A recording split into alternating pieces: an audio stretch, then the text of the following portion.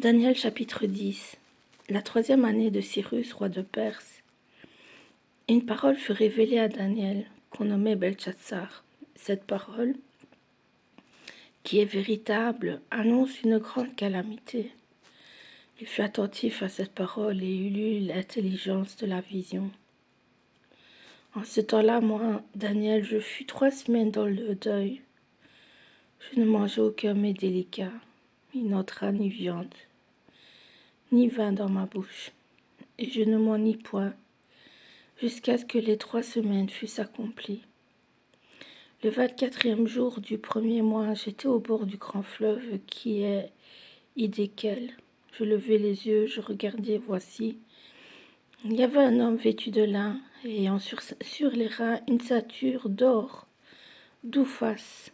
Son corps était comme de chrysolite, son visage brillait comme l'éclair, ses yeux étaient comme des flammes de feu. Ses bras et ses pieds ressemblaient à de l'airain poli et le son de sa voix était comme le bruit d'une multitude.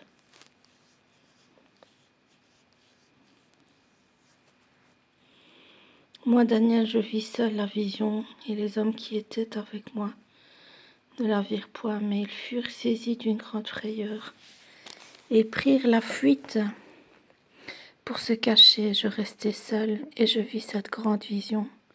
Les forces me manquèrent, mon visage changea de couleur et fut décomposé, et je perdis toute vigueur. J'entendis le son de ses paroles, et comme j'entendais le son de ses paroles, je tombai frappé d'étourdissement, la face contre terre.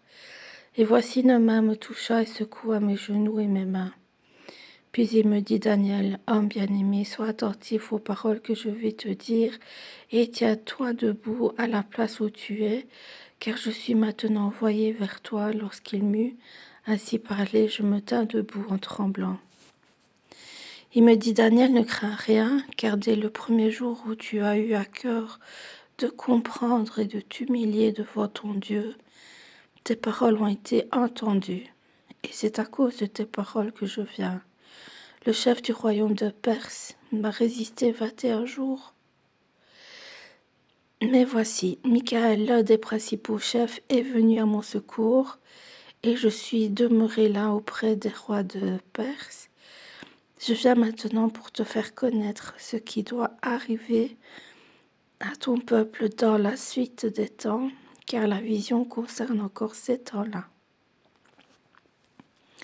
Tandis qu'il m'adressait ces paroles, je dirigeais mes regards vers la terre et je gardais le silence.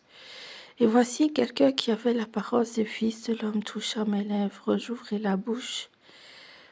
Je parlais et je dis à celui qui se tenait devant moi, mon Seigneur. La vision m'a rempli d'effroi et j'ai perdu toute vigueur. Comment le serviteur de mon Seigneur pourrait-il parler à mon Seigneur? Maintenant les forces me manquent et je n'ai plus de souffle. Alors celui qui avait l'apparence d'un homme me toucha de nouveau et me fortifia. Puis il me dit, ne crains rien, homme bien-aimé. Que la paix soit avec toi.